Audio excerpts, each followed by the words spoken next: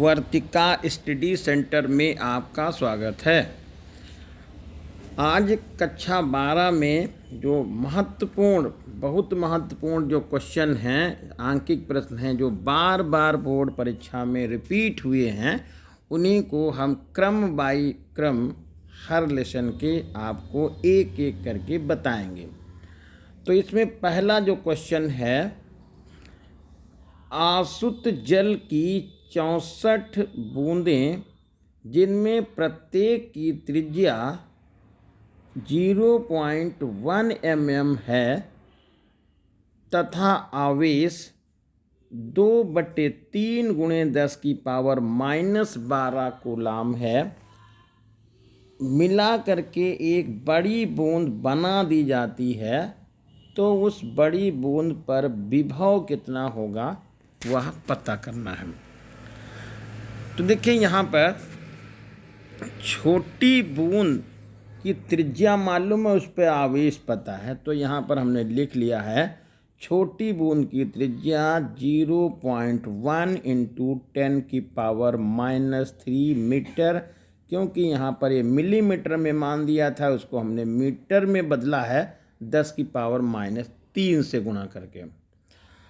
और जो आवेश दिया है वो 2/3 × 10⁻12 कूलाम है, तो 2/3 × 10⁻12 कूलाम हो गया।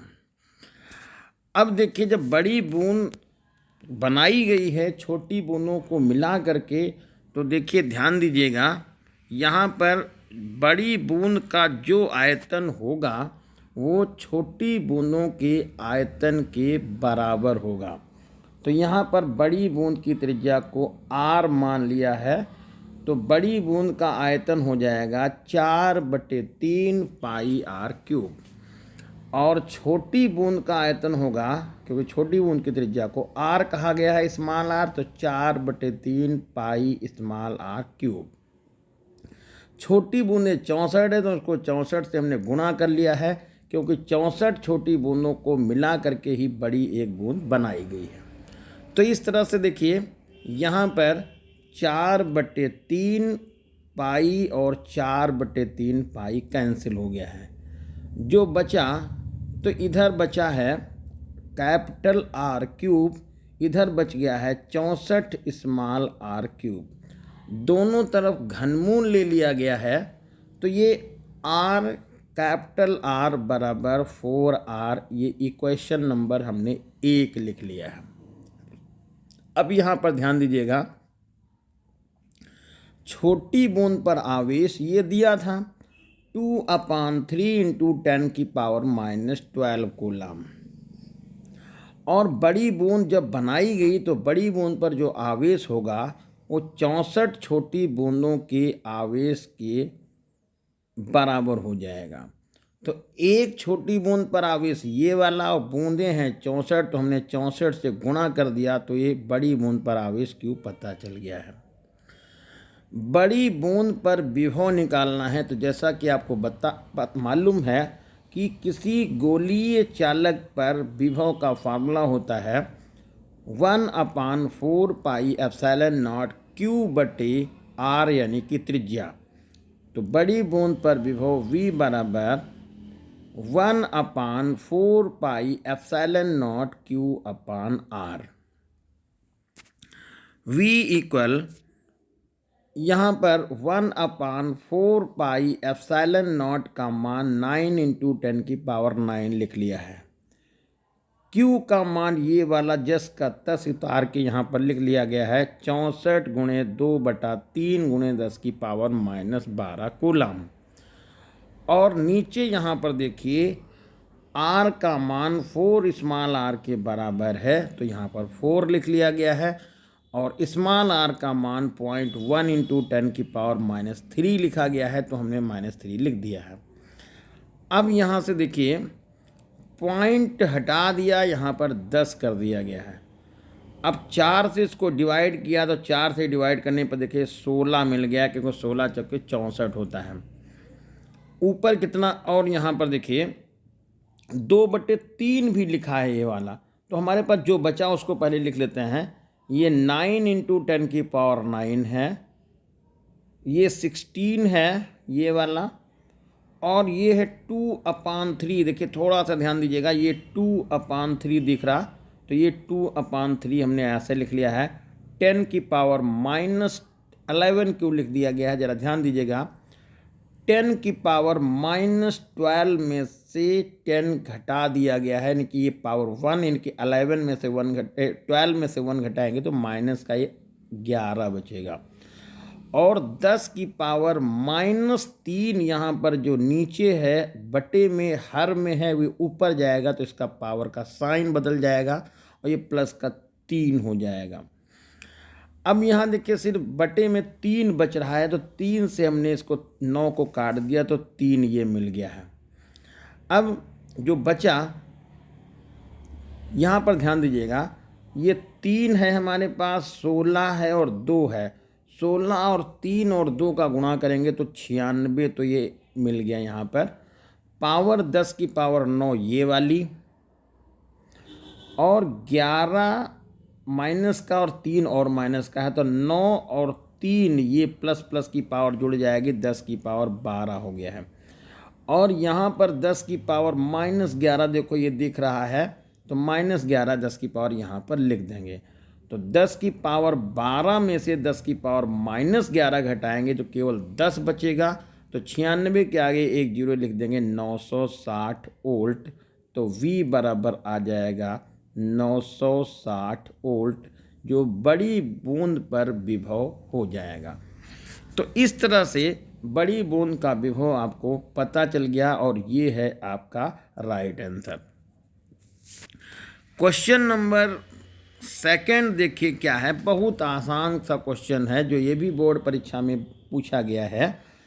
एक समान वैद्युत क्षेत्र सदिश वेक्टर E बराबर 2I vector plus 3I vector minus K unit vector, ये वोल्ट प्रति मीटर दिया हुआ है, में से एक पृष्ठ क्षेत्रफल दिया हुआ है A वेक्टर बराबर 8J मीटर स्क्वायर से गुजरने वाले वैद्युत फ्लक्स की गणना कीजिए। यानी कि वैद्युत फ्लक्स मीन्स फाई E निकालना है। जैसा कि आपको पता है phi E equal to E into a vector, E vector into a vector. E vector की वैल्यू देखिए सामने यहाँ पर ऊपर लिखी हुई है, लिख लेंगे 2I plus 3J minus 4K, जैसा कि हमने यहाँ पर उतार लिया है।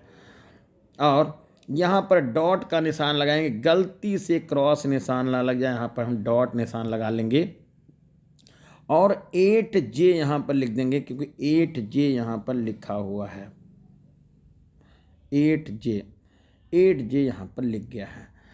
अब जैसा कि मालूम आपको पता है कि स्केलर जो गुणनफल होता है यहाँ पर, तो इसमें आपको क्या करना है, J और J के गुणांकों का गुणा कर देना है। तो 3 और 8 का गुणा 24 हो जाएगा, J डॉट J का मान 1 हो जाएगा, और ये आंसर मिल जाएगा 24 वोल्ट मीटर। क्वेश्चन नंबर 3 है, ये भी अपने में बहुत ही इम्पॉर्टेंट क्वेश्चन है।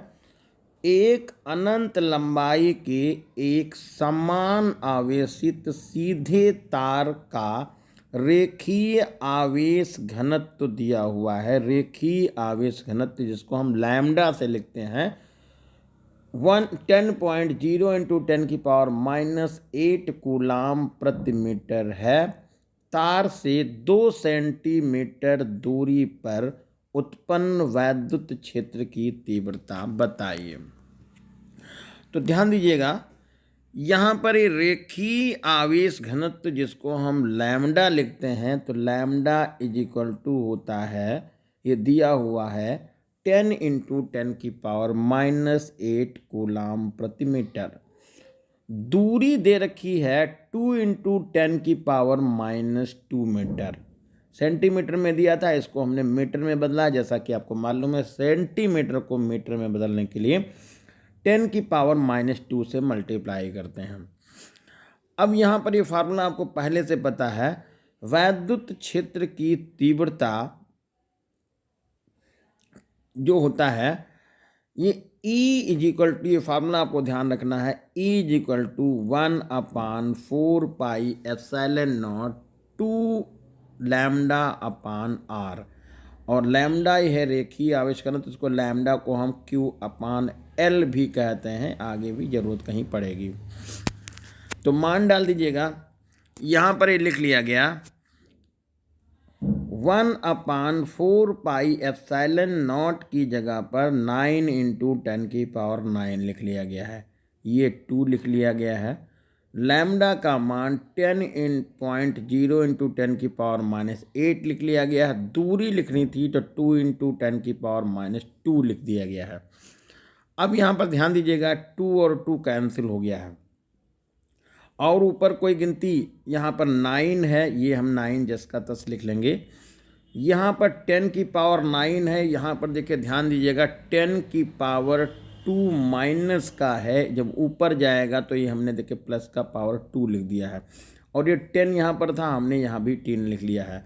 तो अब देखिए 9 × 10⁹ ये वाला, 10 ये वाला, और 10⁻2 ये वाला, और 10⁻8 ऑलरेडी ऊपर लिखा था, ये हमने माइनस का 10⁻8 लिख लिया है।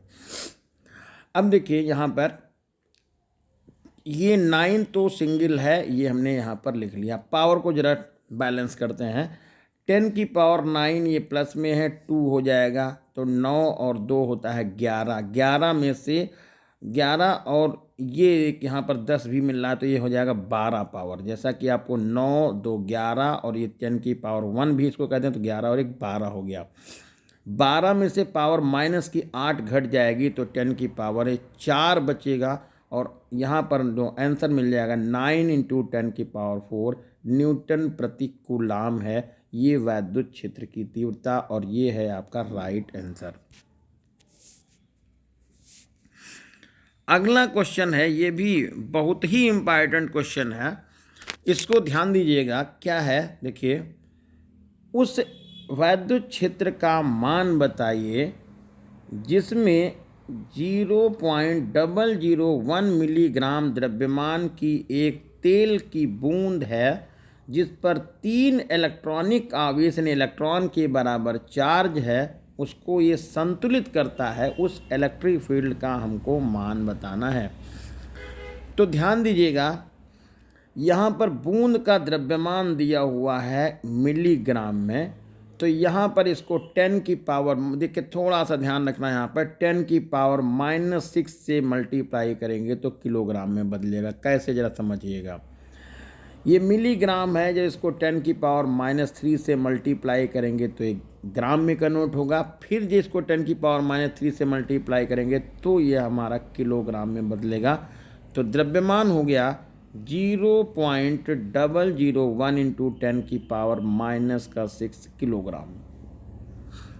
बूंद पर आवेश कितना है, Q बराबर Ne होता है, N आपको दिया हुआ है 3 यहाँ पर, और E का मान है 1.6 × 10⁻⁻19 है।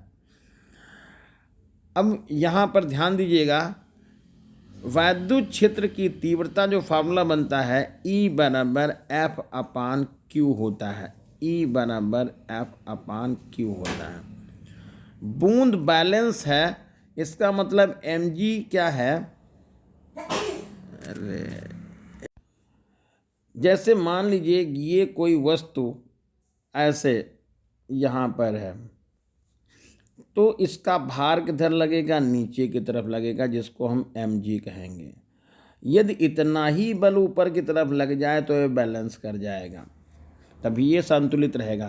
संतुलित का मतलब होता है जब 2 बराबर या 2 से अधिक बल लगते हों किसी वस्तु पर और उनका परिणामी शून्य हो, तो वो संतुलन अवस्था में होती है। लेकिन यहाँ पर 2 ही बल लग रहे हैं, एक तो भार लग रहा है, दूसरा वैद्युत क्षेत्र द्वारा लगाया गया बल है, तो ये दोनों बल यदि बराबर होंगे तो ये बैलेंस करेगा। तो यहाँ पर हमने लिख लिया है F = Q/E, जैसा कि फार्मूला आपको मालूम है।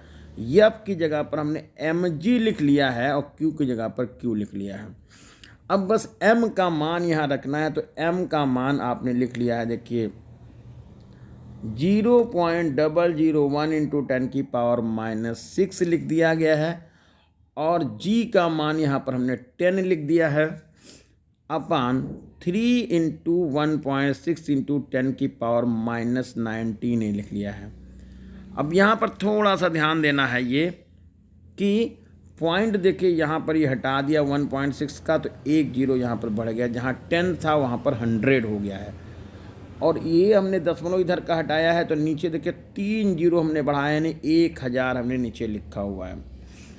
अब यदि यहाँ पर ट्रेस करें तो ऊपर हमारे पास देखिए ये 10⁻6 है यहाँ पर, और यहाँ पर देखिएगा ये 16 और 3 48 हमने यहाँ पर लिख लिया, तो 10⁻⁻6 ऊपर है और 48 नीचे है।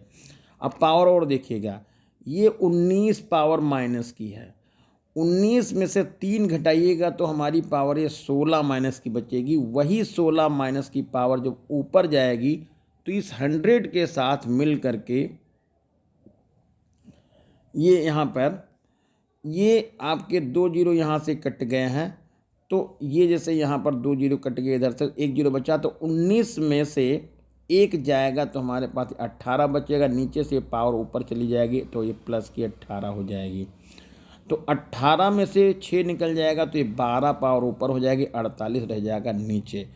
तो यहाँ पर थोड़ा सा इसको हल करने के लिए 48 बटे में नीचे है, तो यहाँ पर हमने इसकी पावर 2 कम कर ली है और यहाँ पर हमने 100 लिख लिया है, और जहाँ 12 पावर थी वहाँ पर हमने 10 लिख लिया है और 48 यहाँ लिख लिया है।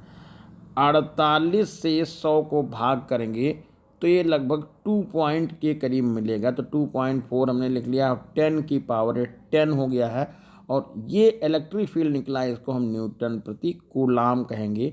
ये हमारा जो तीसरा नंबर है उसका आंसर पता चल गया है। क्वेश्चन नंबर जो हमारा ये 5th है, ये भी बहुत इम्पॉर्टेंट क्वेश्चन है, ये बार बार आप अनसॉल्व पेपर देखेंगे तो उसमें मिलेगा, ये रिपीट हुआ क्वेश्चन है। 2 बिंदु आवेश, देखिए यहाँ पर थोड़ा सा मिसप्रिंट हो गया है, इसको हम सही कर रहे हैं। 5 इंटू 10⁻⁻19 कूलाम और 10 इंटू 10⁻⁻10 कूलाम एक दूसरे से 16 सेंटीमीटर की दूरी पर रखे हुए हैं। इनके बीच में कोई क्यू आवेश कहाँ पर डाल दिया जाए या रख दिया जाए कि वो संतुलन में रहे। तो जैसे कि ध्यान दीजिएगा, यहाँ पर आवेश ये ए रख दिया गया है, जो हमने को बताया गया 5 इंटू 10⁻⁻19। यहाँ पर दूसरा कोई बिंदु है, वहाँ पर आवेश रखा गया है 10 इंटू 10⁻⁻19, जो एक दूसरे से 16 सेंटीमीटर की दूरी पर हैं। अब यहाँ पर ये मान लिया गया कि इन दोनों के बीच में हमने x पॉइंट ऐसा ले लिया है जिसकी ए आवेश से दूरी x है, वहाँ पर कोई बिंदु c है, उस पर यदि हम q आवेश ये वाला डाल रहे हैं तो ये संतुलन में है, मतलब इस पर लगने वाला q आवेश पर लगने वाला परिणामी बल 0 होगा। तो वही यहाँ पर लिख दिया गया है कि मान लीजिए इन दोनों आवेशों के बीच में ए आवेश से x दूरी पर कोई बिंदु c है, वहाँ पर q आवेश रखने पर वो संतुलन की अवस्था में है। तो पहले हम देखिए इस आवेश q जो c पर रखा गया है और a पर आवेश रखा, इन दोनों के बीच में कितना बल लगेगा वो बल हमने लगा दिया, उसका नाम दे दिया है F1 बराबर 1/4πε0। Q1 की जगह पर 5 इंटू 10⁻⁻19, Q2 की जगह पर Q, और दूरी हमने लग दी है x, और क्योंकि सेंटीमीटर में था इसको हमने मीटर में बदल लिया है, तो x इंटू 10⁻⁻2 का होल स्क्वायर। या सेंटीमीटर में ना बदलें तब भी यहाँ पर कोई दिक्कत नहीं है, क्योंकि हमको अनुपात में निकालना है, बराबर करना है। तो ये हो गया। अब हम इस आवेश Q और ये P पर रखे आवेश के बीच में लगने वाला बल पता करेंगे। तो F2 is equal to 1/4πε0 Q ये हो गया, और 10 इंटू 10⁻⁻19 यहाँ हो जाएगा। दूरी देखिए इधर से इधर की दूरी हम एक बार फिर से आपको बता रहे हैं, देखिए यहाँ से ए से सी तक की दूरी x है, तो सी से बी तक की दूरी 16 माइनस एक्स होगी, क्योंकि पूरी दूरी ए बी है 16। तो वही यहाँ पर देखिए 16 माइनस एक्स लिख दिया गया है और 10 की पावर -2 लगा दिया और इसकी होल पावर 2 कर दिया गया है।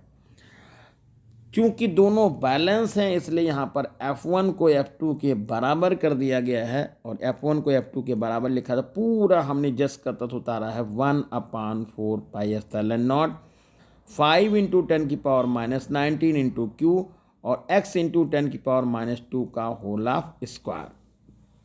ये बराबर का निशान लगा दिया 1/4 पाई एप्सिलॉन नॉट 10 इंटू 10 की पावर -19 इंटू क्यू और 16 माइनस एक्स इंटू 10 की पावर -2 का होल ऑफ स्क्वायर। अब यहाँ पर ध्यान दीजिएगा, तो ये 10 की 1/4 pi epsilon not 1/4 pi epsilon not तो कैंसिल हो गया है। 10 की पावर -19 10 की पावर -19 ये भी कैंसिल हो गया। क्यू से क्यू कट गया, ये भी हो जाएगा। अब 5 से यहाँ पर काट देंगे तो ये 2 हो जाएगा। तो बचा कितना है, इधर लेफ्ट साइड में हमारे पास बचेगा 1/x इंटू 10 की पावर -2 का होल ऑफ स्क्वायर। और राइट साइड में जो बचेगा तो ऊपर 2 बचेगा और नीचे बचेगा 16 माइनस एक्स इंटू 10 की पावर -2 का होल ऑफ स्क्वायर। अब यदि हम दोनों साइड यहीं पर वर्गमूल ले लें, ध्यान रखना पर यहीं पर थोड़ा सा ध्यान रखना, नहीं तो थोड़ा गलत हो सकता है सवाल या कठिन हो सकता है। हम दोनों साइड वर्गमूल ले लेते हैं तो ये वाली जो पावर है 2, ये वाली 2 पावर हट जाएगी और ये वाली पावर भी 2 हटेगी। यहाँ पर हमारे पास बच जाएगा 1/x इंटू 10 की पावर -2 बचेगा। यहाँ पर अंडर रूट लग जाएगा, अंडर रूट 2 हो जाएगा। 16 माइनस एक्स इंटू 10 की पावर -2। अब 10 की पावर -2, ये 10 की पावर -2 ये कैंसिल हो जाएगा। जो बचेगा उसका हम क्रॉस गुणा करेंगे। ध्यान दीजिएगा यहीं पे क्रॉस गुणा ये वाला हो गया, तो अंडर रूट 2x यहाँ पर बचेगा और इधर हमारे पास 16 माइनस एक्स बचेगा। अब बस इसमें और कुछ नहीं करना है, x को इधर ट्रांसफ़र करेंगे तो अंडर रूट 2 प्लस एक्स हो जाएगा और 16 जस का तस रह जाएगा। यहाँ पर x कॉमन ले लेंगे, जब x कॉमन लेंगे तो हमारे पास ये बचेगा, पहले पद से अंडर रूट 2, दूसरे पद से 1 बचेगा, यानी x ब्रैकेट में रूट 2 प्लस 1 इधर जाएगा 16। यदि x बराबर लिखेंगे तो हमारे पास हो जाएगा 16/√2 प्लस 1। ये आंसर यहाँ भी हो सकता है। अब हम यहाँ पर क्या करेंगे, इसका परिमेयीकरण करेंगे तो अंडर रूट 2 माइनस 1 से ऊपर, अंडर रूट 2 माइनस 1 से ऊपर हम नीचे मल्टीप्लाई कर देंगे। तो जब ऊपर नीचे मल्टीप्लाई करेंगे तो नीचे देखिए क्या बनेगा, ऊपर तो जस का तस उतार लेंगे 16 और ब्रैकेट में अंडर रूट 2 माइनस 1 लिखेंगे और नीचे देखिए एक में जुड़ रहा है एक में घट रहा है तो वर्गों का अंतर हो जाएगा। तो अंडर रूट 2 का होल ऑफ स्क्वायर माइनस 1 का होल ऑफ स्क्वायर, तो अंडर रूट 2 का स्क्वायर करेंगे तो 1 आएगा, माइनस का 1 स्क्वायर 1 हो जाएगा, तो ये नीचे 1 बच जाएगा। कितना, 1 आ जाएगा। तो नीचे देखिए 1 बच गया, ऊपर बचा कितना है, ये हो गया आपका x और ऊपर बचा 16 ब्रैकेट में अंडर रूट 2 माइनस 1/x। अब सिर्फ ये करना है, अंडर रूट 2 का मान जैसा कि आपको पता है 1.414 होता है, इसमें से 1 आप घटा दीजिएगा तो ये आपका घटाने पर 0.414 बचेगा और 16 से इसको मल्टीप्लाई करिएगा तो ये x = हो जाएगा 16 इंटू 0.414। इसका गुणा करेंगे उतना ही हमारा आंसर हो जाएगा और लिख देंगे कि संतुलन बिंदु जो होगा वो A आवेश से इतनी दूरी, जितना गुणा करने पर आएगा वो इतनी दूरी पर संतुलन बिंदु होगा। इसकी एक शॉर्ट ट्रिक भी है, वो अगले वीडियो में हम बताएंगे। इसकी शॉर्ट ट्रिक है जिससे हम सवाल को बहुत ही छोटा कर सकते हैं। तो ये था रहा आज का सेशन। इसमें हमने आपको 5 मोस्ट इम्पॉर्टेंट क्वेश्चन लगवा दिए हैं। यदि आप इसको मेहनत से देखेंगे और अच्छी तरह से स्किप किए बिना इसको पूरा वीडियो देखेंगे, कॉपी कलम साथ में रख कर देखेंगे, तो आप ये उम्मीद हम करते हैं कि पांचों क्वेश्चन आपकी समझ में आ गए होंगे और इनको आप लगाइएगा। फिर कोई समस्या आती है तो आप हमें कमेंट करिएगा, हमारे व्हाट्सएप नंबर से जुड़िएगा और हमको बताइएगा। धन्यवाद।